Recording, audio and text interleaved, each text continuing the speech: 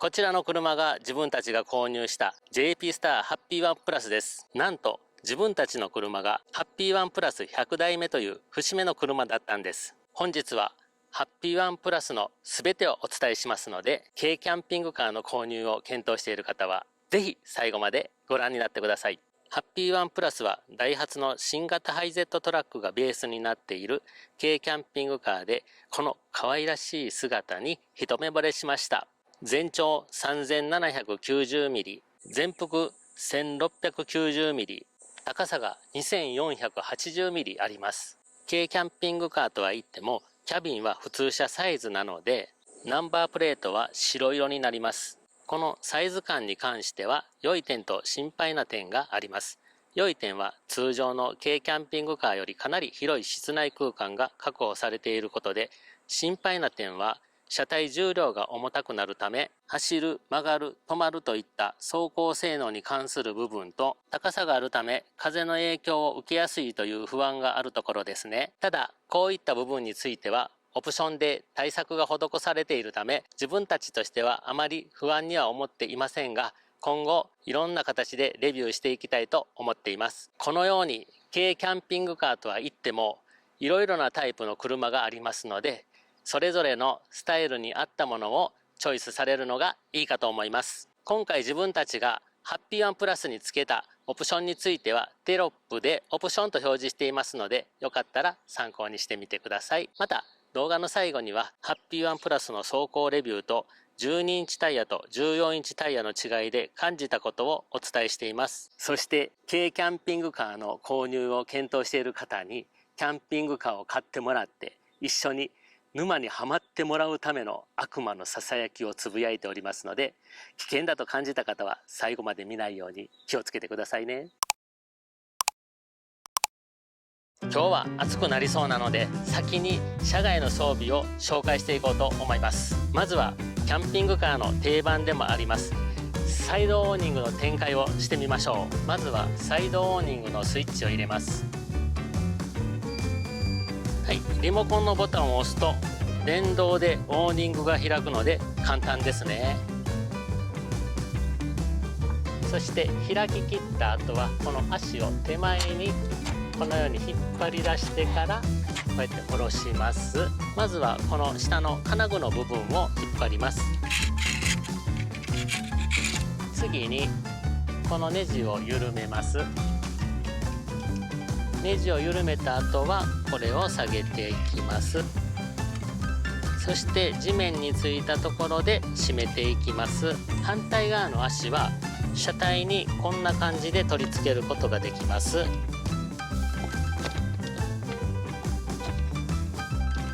はい、あとはテーブルと椅子を出せばのんびりできる空間の完成ですね。これがあれば夫婦2人ならタープを立てる必要もなく簡単にくつろげる場所を作れます。オーニングには LED ライトがついていて、このようにリモコンでつけることができてめちゃめちゃ明るいので、暗い中でも安心して外で過ごすことができると思います。それでは実際に室内で使っているテーブルをセットしてみましょう。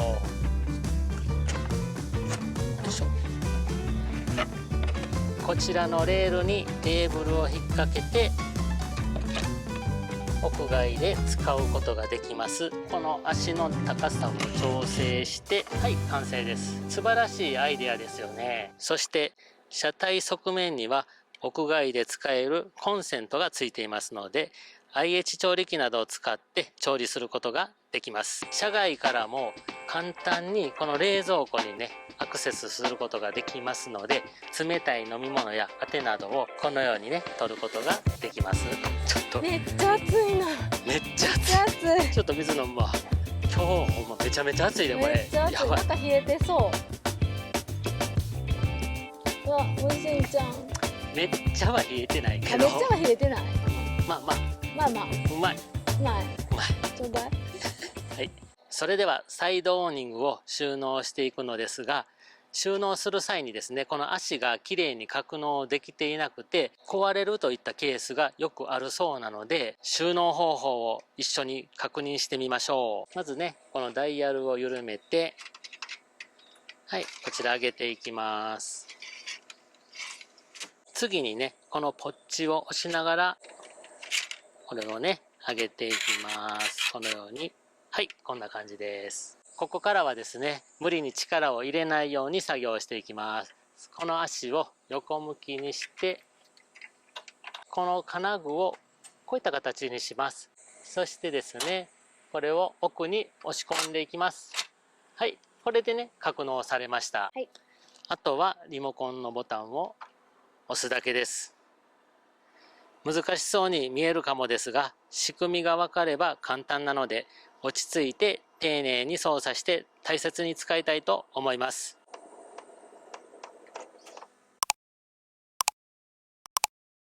これからご紹介します外部シャワーを使うときは、こちらのスイッチを押します。そしたらこちらのシャワーの蓋開けていきますね。シャワーヘッドを取り出して、こちらのスイッチをこのように上に上げます。あとはトリガーを握ると水が出ます。サーフィンをするので、この外部シャワーは本当にありがたい装備です。給水タンクの水はこちらから入れます。このように刺して、はい、こんな感じですね。FF ヒーターの給油口はこちらです。軽油を入れるので溢れないようにほどほどにしておきましょう。FF ヒーターは1リッターで約10時間稼働します。タンクの容量は7リッターありますので、満タンにする必要はないと思います。車体反対側の側面には外部電源の入力端子がついています。容量の大きなサブバッテリーを積んでいる自分たちのハッピーワンプラスですが、RV パークや電源付きのキャンプ場などで夏場に連続してエアコンを稼働させたい時などに外部電源があればサブバッテリーの残量を気にせずに使えるのが嬉しいですね。リアバンパーに用意されたこのスペースは室内とは完全に分離されているため、ゴミや汚れ物などを入れておくのに最適だと思います。それからこの扉ですが、開いたまま固定できるのも嬉しいですね。それでは皆さん、お待ちかねのキャビンの中を見ていきましょう。こちらの大きなドアを開けます。扉を開けると、ここにドアストッパーがついているので、扉をグッと押し込むと固定されて、扉がバタバタするのを防いでくれます。そしてこの扉には網戸がついていて、このようにすれば虫の侵入を防ぎながら空気の入れ替えをすることができます。こちらの網戸ですが、リニューアルされていてしっかりとした網戸になっています。この扉にはカーテンもついていて、このようにすれば車内で安心して過ごせますね。扉を開くとステップの JP スターのロゴが光るようになっているので、夜間に乗り降りする時も足元が明るいので安心ですね。そしてステップを登って車内を見渡すと、ご覧の通り白を基調としたおしゃれな空間が広がっています。外から見るのと違って車内に入るとすごく広く感じます。これは実際に乗ってみないとわからないと思います。室内の高さも十分で、身長170センチの自分が普通に立って歩くことができます。室内高は高いところで175センチあります。本当に軽キャンピングカーなのって思いますよね。それからこの大きな窓をご覧ください。ハッピーワンプラスにはこの大きな窓が3枚とバンク部分に小さな窓が2枚あります。この大きな窓のおかげで車内はとても明るくて開放感抜群ですね。こちらの窓ですが、スモークタイプのアクリル製の二重窓になっているので断熱効果も期待できると思います。それからこのように窓を開けた際に虫が入らないように上からは網戸が出てきます。下からはこのようにブラインドが出てくるのでプライバシーも守られます。簡単に網戸にしたりブラインドにできるこの機能、本当にすごいですよね。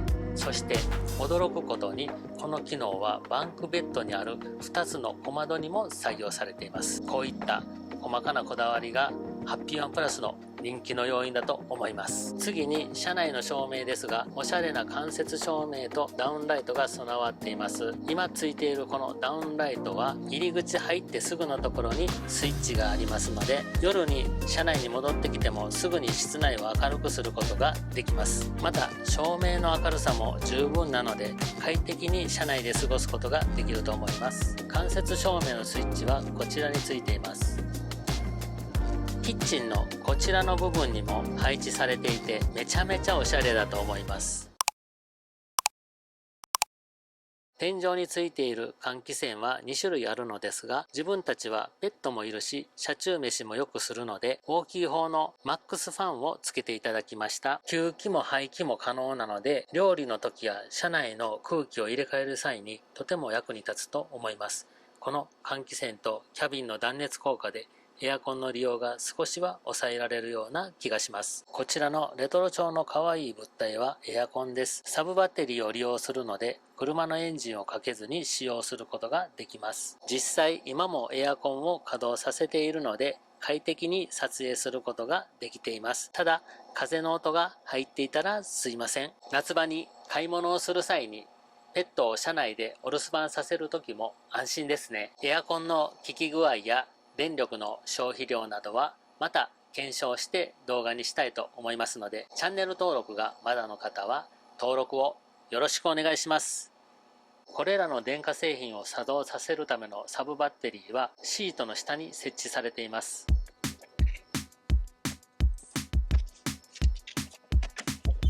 こちらが自分たちが選んだリチウムイオンバッテリーですが、大きいですよね。容量はなんと 400Ah あります。これに組み合わせて使うインバーターがこちらで 3000W の高出力なタイプになっています。インバーターがわからない方のために簡単に説明しますと、家庭用の電化製品は直接バッテリーにつないで使用することができません。そのためにインバーターを利用して家庭用電化製品が使えるようにバッテリーの電気を変換させています。実際にどのような電化製品が使えるのか今後の動画でお伝えしていこうと思いますので待っててくださいね。電気関係でもう一つ驚きの機能があります。なんと走行用のバッテリーが空っぽになってエンジンがかからなくなった場合でも、見えますかね、このボタンですね。このボタンを押すことによりサブバッテリーから走行用のバッテリーに電気を供給してエンジンをかけることができるんですね。このハッピーワンプラスは細かいところにまで気配りがされているので本当にありがたいですね。電装システムの隣の引き出しは収納スペースとなっています。ボタンを押しながら引き出しを引くと大きな収納スペースが現れます。皆さんなら何を収納しますか？ハッピーワンプラスにはまだ大きな収納スペースがあります。それはこちらです。このシートの下も収納スペースになっています。まずシートのクッションを少し移動させます。そしてここの扉をこういうふうにね開きます。そしたらここに広大なスペースが現れます。アクセスするのに一手間必要なのですが、かなり収納できそうなので上手に使いたいと思います。それではキッチンを見てみましょう。驚きの広さですよね。軽キャンピングカーとは思えないです。奥行きだけではなく横幅もしっかりとあるので、車内での調理楽しめそうですね。そしてこのシンク見てください。圧巻の広さですね。何もかもが規格外のこの JP スターのハッピーワンプラスは8ナンバーを取るための飾りの装備ではなく、実際にキャンピングカーで旅に出て旅を楽しむために作られた車だということがよくわかりますよね。他にもまだまだすごい装備がありますので、もう少しお付き合いをお願いします。それでは食事の際に必要なテーブルを装着してみます。折りたたみ式のこの足を展開します。そしてこのレールに引っ掛けます。あとはこの足をこのように伸ばせば完了です。このテーブルですが簡単に装着できる上に、このように左右に調整できるという利便性の良さ、本当にすごいとしか言いようがありませんよね。実はここにもテーブル用のレールをつけていただきました。この位置にレールをつけてもらうことにより、テーブルを後ろに設置して調理をする際にサイドテーブルとして利用できるため、より快適に車内で調理することができると思います。次にシンクの下を見てみましょう。この中には給排水タンクが設置されています。初めてご覧になられた方はびっくりすると思いますが、ポリタンクではなくステンレス製のしっかりとした素材で作られています。24リッターの給水タンクと14リッターの排水タンクは共に固定式となっていて、タンクを外に持ち出さずに使用できます。給水タンクには車体外側の給水口から水を入れることができるので、とても便利だと思います。給水タンクの方は取り外すことができるのですが、簡単に取り外しができないようなので、余った水をすべて排出して清潔に使うにはどうすればいいのか考えていこうと思います。排水タンクに溜まった水は車体下側のレバーをひねることによって排出されるようになっています。これほどの装備を備えている軽キャンピングカーは他にあるのでしょうか。本格的なキャンピングカーと同じような装備を備えているこのハッピーワンプラスはやはり魅力的な車だと思います。シンクとタンクの隙間には JP スターさんから納車祝いでいただいた IH コンロがまるで計算されたようにぴったりと収まりました。隣の扉を開きますと FF ヒーターが収まっています。FF ヒーターのタンクもポリタンクではなくステンレス製のしっかりとした素材で作られていて7リッターの容量があります。そしてこのチューブで軽油の残量を確認することができます。燃料は軽油を使用しますが、こちらも車体外側から給油することができるのでとても便利だと思います。FF ヒーターの温風の吹き出し口は出入り口横に設置されています。以前、ハッピーワンをレンタルした時に FF ヒーターの凄さを知りました。これがあれば真冬の車中泊も快適に楽しめます。実はこの温風の吹き出し口の上には冷蔵庫が設置されています。冷蔵庫の下を温風が通るので、冷蔵庫に影響が出ないか確認したところ、しっかり断熱しているから大丈夫とのことでした。さて、こちらの冷蔵庫ですが、新型になって自分たちの理想の場所に設置されていたので、ほんとめちゃめちゃ嬉しいです。この位置だったらベッド展開した後も問題なく利用できるし、外部からのアクセスもしやすいので、外で食事している時などに冷たい飲み物を取ったり、お手軽に冷蔵庫を使えるのがいいですね。こちらの24リッターの冷蔵庫はペルチェ式で動作音が静かで省エネなのですが、あまり冷えないようなので JP スターさんの方では希望する方にはコンプレッサー式のよく冷える冷蔵庫への交換に対応してもらえるそうです。動作音と消費電力が増えるのが気になりますが、コンプレッサー式に交換しようかなと思っています。上の棚には電子レンジが設置してあります。700ワットのハイパワータイプで、これからいろんな場面で活躍してくれると思います。隣には収納棚が配置されています。この扉はロック式のボタンで開け閉めできるようになっているので、走行中に扉が開くことはないと思います。扉を開くとこのように固定されるため、荷物の出し入れが簡単にできますね。この棚は上部に5箇所配置されています。このような感じになっています。Laid under the willow tree, the last weekend of summer, the empire at our fingertips. 後ろの上部にあるこちらの黒い物体はスピーカーです。自分たちはテレビをつけなかったのですが、テレビをつけている方は重宝すると思います。もちろん、こちらの Android Audio とも連動しています。Android Audio ですが、エンジンを切った状態でも、この専用のスイッチ、これですね。こちらを押すことによって、サブバッテリーを利用して使うことができます。この他にもコンセントや USB チャージャーなどがいろんな場所についていますので、ちょっと見ていきましょうか。こちらはバンクベッドになります。はい、ここにコンセントが標準で装備されています。この上には手元を照らすライトがありますね。ここでオンオフができます。今ね、ちょうど充電してるんですけども、USB チャージャーがあります。このように電圧も表示されています。はい、お待たせしました。それでは皆さんが気になるベッド展開やっていきますね。まずですね、シートの下のこの収納ボックスですね。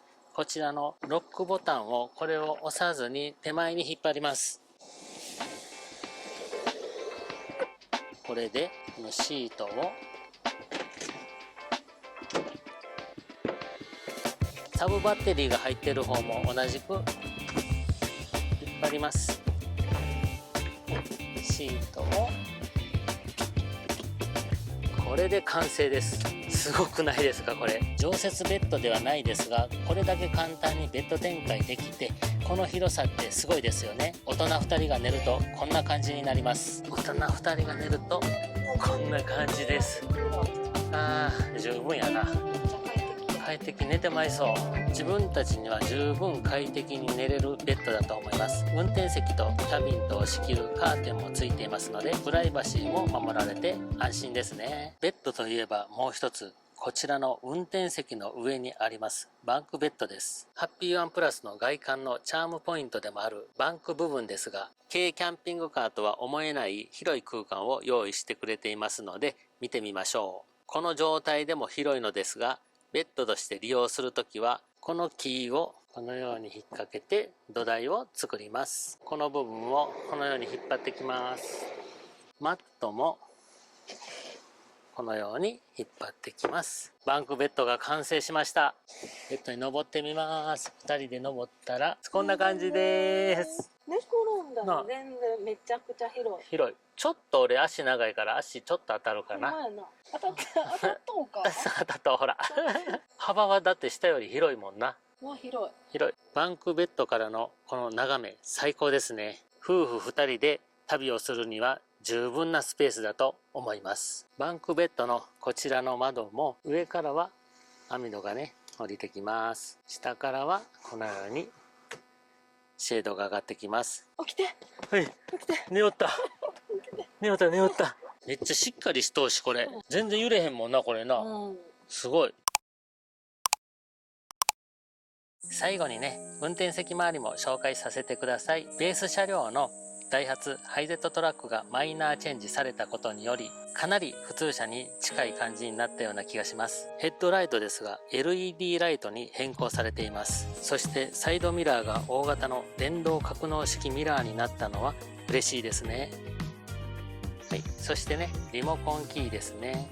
普通車では当たり前のことですが、軽トラックでこのような装備がついたのはすごい進化だと思います。それではね、車内を見ていきます。まず目につくのが JP スターのロゴが入ったバケットタイプのかっこいいシート。 JP スターさんのオリジナルシートになるのですが、ホールド性がいい割に窮屈感もなく、とても座り心地のいいシートで、名古屋から神戸に帰る際も気持ちよく運転できました。そしてこちらのシートですが、工夫されていて、運転席側のシートと助手席側のシートが入れ替えられているため、このように背もたれを倒すレバーが中央にあるのです。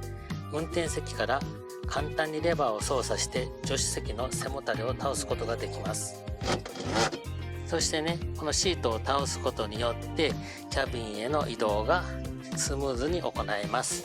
はい、こんな感じで移動してこれます。前方を見ると目に飛び込んでくるのがドライブレコーダー対応の電子ルームミラーです。キャンピングカーは後ろを直接ミラーに映しても見えにくいので、このような電子ミラーは必要ですね。センターデフロックやリアデフロックがついているので、雨でぬかるんだ泥道や雪道でも安心して走れるのではないでしょうか。ただキャンピングカーなので重量も重たいので、実際に走ってみないとわからない部分はあると思います。今後検証していきたいと思います。このボタンを見ていただいたらすぐにわかると思いますが、軽トラックにもエンジンスターターがつく時代になりました。鍵を挿して回す、全然大変なことではないのですが、鍵を出さずにボタンを押すだけでエンジンがかかるのは嬉しいですね。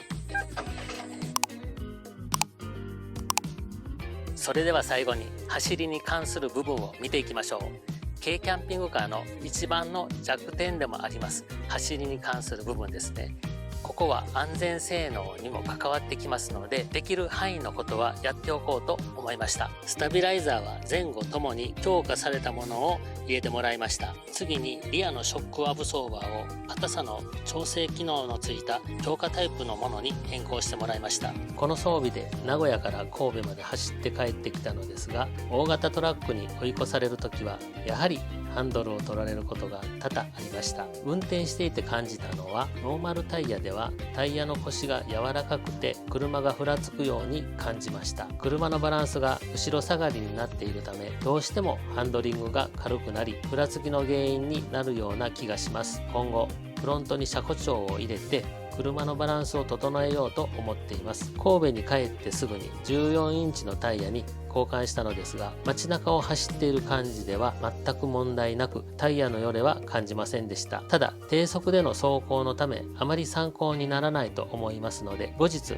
高速走行を行い改めてレビューしようと思いますので、もう少しお待ちください。最後に自分たちからお伝えしたいことがあります。ハッピーワンプラスの購入を検討されている方へぜひ試していただきたいのがハッピーワンのレンタルです。通常の市場だけでは軽キャンピングカーはパワーがないといった理由から購入を諦める場合が多いと思います。実際自分たちがそうでした。キャビンはめっちゃ気に入ってたのですが、走りが少し重たく感じて購入に至らなかったのですね。でもハッピーワンを諦めることができなくて、軽い気持ちでレンタルして車中泊してみたら、思いのほかキャビンが快適で車中泊がめちゃめちゃ楽しかったのです。そして軽キャンピングカーの弱点でもある走りの部分をカバーできるぐらい快適だったので、キャンピングカーの魅力にはまりました。というわけでハッピーワンプラスの購入を検討している方はぜひレンタルして車中泊を体験してキャンピングカーの魅力にハマってください。そしてハッピーワンプラスを購入して一緒にキャンピングカーライフを楽しみましょう。ちなみに自分たちはフルローンで購入したバカな夫婦です。皆さんも一緒にローン地獄とハッピーワンプラスでの車中泊天国を楽しみましょう。自分たちは奈良県にありますグランピングカートライさんでレンタルさせていただきました。概要欄にリンクを貼っておきますので、お近くの方はぜひチェックしてみてください。ハッピーワンプラスの紹介は以上となりますが、少しは参考になったでしょうか。参考になったよって方は高評価ボタンよろしくお願いします。今後もハッピーワンプラスに関する動画をどんどん出していく予定なので、興味のある方はチャンネル登録をよろしくお願いします。本日の動画は以上となります。ハッピーワンに関する動画、リクエストとかあれば、どんどんコメントで教えてください。最後までご視聴いただきましてありがとうございます。それではまた次回の動画でお会いしましょう。バイバイ。バイバイ。Everybody makes mistakes, cause no one can be perfect. It was just one kiss, but that don't justify it. I know what I did was wrong, but it's like I did it just to spite you, because all we ever do is fight. Oh, and I really think it's time we say goodbye. Baby, I'm too fed up with us. I can't take no more screaming, hurting each other's feelings.